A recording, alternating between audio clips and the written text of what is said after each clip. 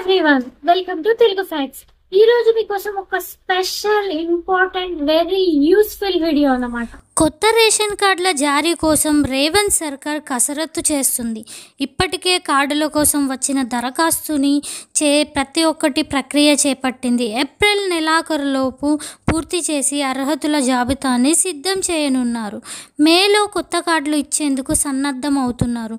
CM Revanth Reddy సర్కార్ జనవరి 24 ప్రతిష్టాత్మక పథకాలను ప్రారంభించనుంది. అందులో రైతు భరోసా, ఇందిరమ్మ ఆత్మీయ భరోసా, ఇందిరమ్మ ఇండ్లు పథకాలు అమల్లోకి వచ్చాయి. కానీ కొత్త రేషన్ కార్డుల జారీ ప్రక్రియ మాత్రం ఇంకా మొదలు కాలేదు. అయితే అదే రోజు నుంచి కొత్త కార్డ్స్ ఇవ్వాలని సెలక్షన్ జాబితాను గ్రామాల వారీగా ప్రకటించారు. దానిపై రాష్ట్ర వ్యాప్తంగా పెద్ద ఎత్తున దుమారం చెలరేగింది. ఆ జాబితాలో పేర్లు లేవని చాలామంది ఆందోళన వ్యక్తం చేశారు. దాంతో అప్రమత్తమైన సర్కార్ మరోసారి కొత్త రేషన్ కార్డుల కోసం దరఖాస్తులను స్వీకరించింది. కొత్త రేషన్ కార్డుల కోసం ప్రజలు 4 దఫాల్లో దరఖాస్తు చేసుకున్నారు. మీ సేవ ద్వారా గతంలోనే కొందరు అప్లై చేశారు.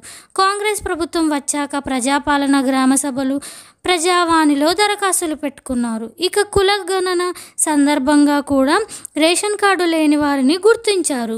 ఇప్పటి వరకు దాదాపు మరో 30 లక్షల దరఖాస్తులు వస్తున్నట్లు తెలుస్తుంది. ఆ అప్లికేషన్లో నుంచి అర్హులను గుర్తించేందుకు ప్రభుత్వం శ్రీకారం చుట్టింది. ప్రత్యేక యాప్ ద్వారా సర్వేను చేపట్టింది. ఇప్పటికే దరఖాస్తుల డేటాను పౌర సరఫరాల శాఖ ఆన్లైన్లో అప్లోడ్ చేసింది. ఆ వివరాలతో గ్రామ స్క్రీనింగ్ కార్యక్రమాన్ని నిర్వహిస్తున్నారు.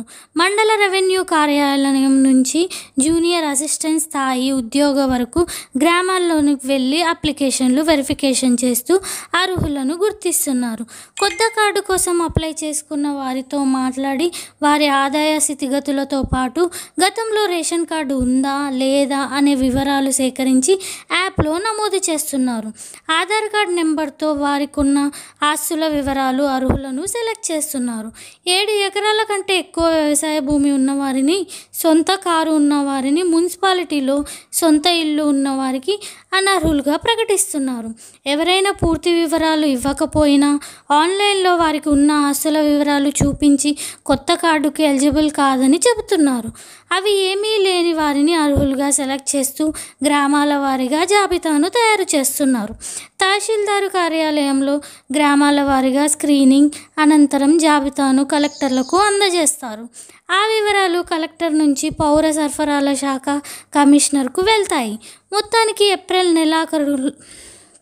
నెలాఖరులో అర్హుల జాబితా ఫైనల్ కానుంది. దీంతో మే నెలలో కొత్త కార్డుల జారీకి ప్రభుత్వం సన్నద్ధం అవుతుంది.